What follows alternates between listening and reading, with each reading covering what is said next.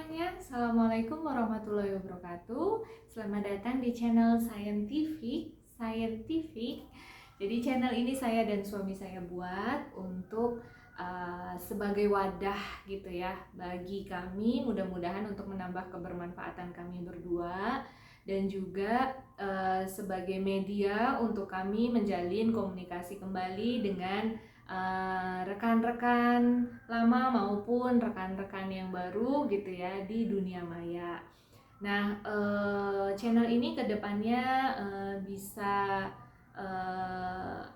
menyajikan sesuatu yang sederhana yang bisa dimaknai sebagai dua hal. Yang pertama, bahwa dari sisi topik gitu ya, kami akan menyajikan hal-hal yang sifatnya itu lebih ke sharing personal experience, kemudian mungkin lebih pemikiran sederhana kami tentang apa yang kami lihat, kami saksikan di sekitar, atau tentang isu-isu yang berkembang. Kemudian jika pun nanti kedepannya ada muatan sainsnya, kami akan mencoba untuk menyampaikannya dengan cara yang sederhana, karena harapannya videonya masih nyaman untuk dinikmati pada saat ngeteh sore, baik sendiri maupun bersama orang yang terkasih. Kemudian sederhana yang kedua bisa dimaknai sebagai, karena kami tidak melibatkan adanya proses editing dalam video yang kami upload gitu ya, sehingga jika ada suara-suara yang mungkin kurang pas ataupun banyak filler words gitu ya di mana-mana, di sana sini, yang kayak misalkan aduh lupa, karena kami juga tidak melibatkan penulisan skrip di situ. Jadi mohon dimaklumi saja dari sekarang. Nah, untuk topik di video pertama ini, saya ingin menyampaikan tentang all we need is less. Jadi all we need is less ini, less di sini mohon dipahami sebagai sesuatu yang sifatnya itu kurang tapi dalam tataran yang masih cukup gitu, bukan kekurangan ya. Jadi menyederhanakan hidup. Nah, kami menyederhanakan hidup, saya dan suami sudah mencoba untuk memulai menyederhanakan hidup dengan setidaknya hal yang paling sederhana itu bisa dimulai dari 3 hal ya. Yang pertama adalah menjaga agar volume lemari itu tetap sama.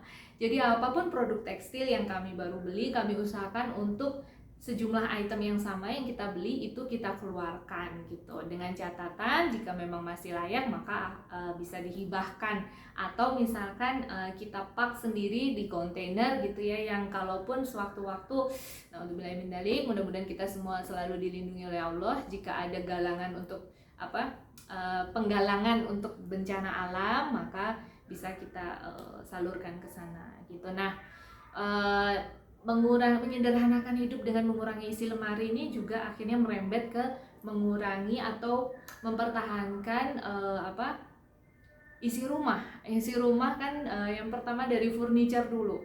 Jadi furniturnya pun sama. Kalaupun sewaktu-waktu gitu kita terpikir untuk mengganti suasana, misalkan dengan mengganti sofa, ranjang atau apapun itu, maka kami usahakan juga yang lama itu dihibahkan. Jadi sesederhana itu kami mulainya. Kemudian isi rumah juga bisa dimaknai sebagai misalkan moda transportasi gitu ya. Memang sudah menjadi hal yang jamak di kawasan Jabodetabek ini gitu ya, untuk memiliki moda transportasi lebih dari satu, untuk mengakomodir kebutuhan ganjil genap, mobilisasi ke tempat kerja gitu ya, ke kantor. Itu sudah jamak dan itu normal gitu. Nah, tapi jika kami sudah merasakan jika kita membeli untuk sekedar hobi gitu, koleksi, itu ternyata kami menyadari bahwa benda-benda itu ya dititipkan ke kita itu comes with responsibility juga gitu. Jadi kayak misalkan katakanlah moda transportasi apapun itu ya, itu pasti mengharuskan kita untuk mengalokasikan budget tertentu untuk maintenance-nya dia, kemudian untuk membayar pajaknya 1 kali setahun gitu. Itu dari sisi materi. Tapi kita sering luput menghitung juga atau memvaluasikan juga sisi imaterialnya. Nah, sisi imaterialnya ini seringkali tidak kita sadari. Sesederhana kayak itu mengambil waktu kita, waktu kebersamaan kita dengan keluarga. Karena misalkan kita harus membawanya ke bengkel, atau jika isi furniture berlebihan juga kita waktu weekend itu bersih-bersihnya juga perlu slot waktu yang lebih gitu. Itu dari sisi imaterialnya. Jadi everything itu comes with responsibility. Itu yang kami sekitar 5-6 tahun ini berusaha untuk mengeliminir itu. Jadi dengan yang cukup saja. Kita sederhanakan hidup dengan yang cukup saja. Kemudian cara sederhana yang kedua adalah overthinking. Sebagai emak-emak tentu saja itu hal yang familiar dengan saya, overthinking itu. Jadi tapi 5-6 tahun terakhir saya mencoba mengeliminir itu dengan being present. Jadi ketika saya di kantor, maka saya mengusahakan 100% energi, pikiran, kemudian fisik saya itu memang ada di sana untuk saya bekerja gitu. Jadi pada saat sebelum berangkat gitu ya, cara yang pertama bisa coba dilakukan untuk mengeliminir overthinking ini adalah sebelum kita melakukan sesuatu hal yang lain, maka usahakan hal yang sebelumnya kita lakukan itu udah set.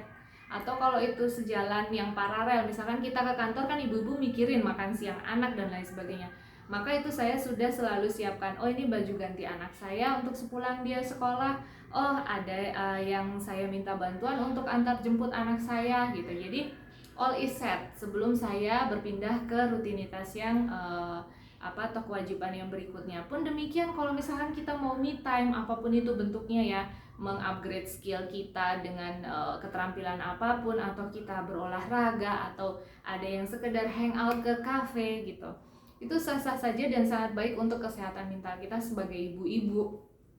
Karena kebahagiaan rumah itu berawal dari kebahagiaan seorang ibu, seorang istri gitu kan. Nah, ketika kita mau me time, pastikan yang di rumah suami sudah oke, beres semuanya, anak sudah makan, sudah mandi, sudah selesai. Jadi ketika kita melakukan me time juga bisa beneran rilis gitu.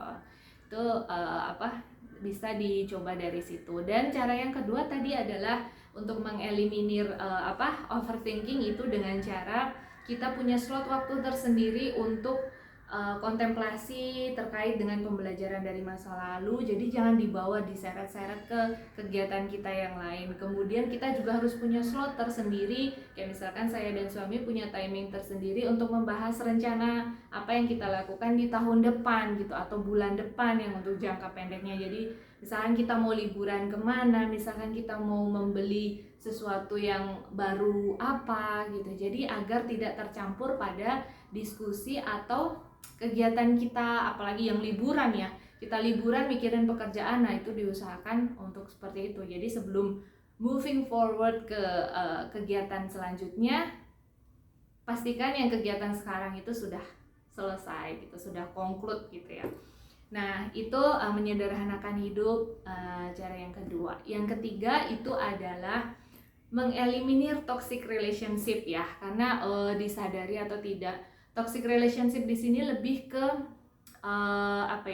jika frekuensi kita tidak sama dengan siapapun itu ya, maka juga dengan sendirinya kan salah satu itu bisa jadi kita atau person yang selain kita itu yang drain energinya itu, jadi terkuras energinya. Jadi bukan toxic yang kita beracun bisa sampai seperti apa, bukan, tapi ketika kita merasa bahwa yang kita temui itu adalah yang bisa menguras energi kita gitu ya, maka kita harus berusaha untuk mengeliminirnya dengan cara kita memegang prinsip gitu ya, bahwa apapun yang kita lakukan itu adalah for the sake of our own happiness. Jadi sesederhana kayak misalkan bisa dimulai dari misalkan sedekah aja ya. Sedekah, kalau kita sedekah kan atau memberi sesuatu pada orang lain, mungkin ada sedikit harapan untuk orang lain itu menyambutnya dengan senang gitu ya. Atau sesederhana ini deh, kita membawakan oleh-oleh dari luar negeri, sesederhana postcard misalkan, atau apa namanya, tempelan kulkas atau gantungan kunci, kan itu hal yang jamak kita temuin ya. Tapi kan ada saja yang misalkan kita beri itu menerimanya kok kayaknya setengah hati gitu, kok nggak happy, padahal kita berharapnya kita sudah made effort loh gitu untuk bawa itu, untuk ingat kamu. Nah itu saya pernah mengalami itu juga gitu. Tapi akhirnya saya eliminir bahwa ya sudah, saya hanya akan melakukan hal-hal yang memang saya bahagia melakukannya gitu. Jadi saya siap apapun respon orang lain gitu. Itu cenderung kita bukan tidak peduli, tapi tidak menggantungkan kebahagiaan kita pada hal itu lagi gitu. Jadi atau sesederhana misalkan kita keluar rumah kemudian menyapa tetangga, tapi tetangganya malah diem atau malah melengos gitu ya kalau bahasa Jawanya. Nah itu kita sudah tidak merasa sedih lagi gitu, karena ya itu tadi, balik ke pastikan kita melakukan sesuatu itu for the sake of our own happiness. Kalau sedekah ya berharapnya pahala dari Allah. Kalau misalkan kita melakukan sesuatu hal yang positif, ya pasti semesta juga akan merefleksikan hal yang positif kembali kepada kita. Jadi tidak perlu kita tuh bersedih hati hanya karena perilaku orang lain gitu. Jadi itu ya, mengeliminir toxic relationship bukan berarti kita memutus silaturahmi, tapi kita mengusahakan bahwa interaksi kita itu dalam kadar yang kita masih bisa tetap merasakan bahagia dan menghindari dosa. Oke, mungkin itu saja tiga cara ya untuk menyederhanakan hidup, dimulai dari menjaga volume lemari, kemudian juga isi rumah itu dalam kadar yang cukup saja, tidak berlebihan, karena everything comes with responsibility. Dan juga jangan sampai kita luput untuk memvaluasikan kehilangan waktu atau berkurangnya momen kebersamaan kita bersama keluarga hanya karena kita harus effort untuk melaksanakan responsibility atas kelebihan barang-barang yang kita miliki. Kemudian yang kedua adalah mengeliminir overthinking dengan cara being present ya, bisa membuat slot-slot waktu untuk tersendiri tadi. Kemudian yang ketiga adalah dengan cara mengeliminir toxic relationship gitu. Nah itu saja, semoga ada manfaat yang bisa diambil dan sampai jumpa di video yang berikutnya. Terima kasih. Assalamualaikum warahmatullahi wabarakatuh.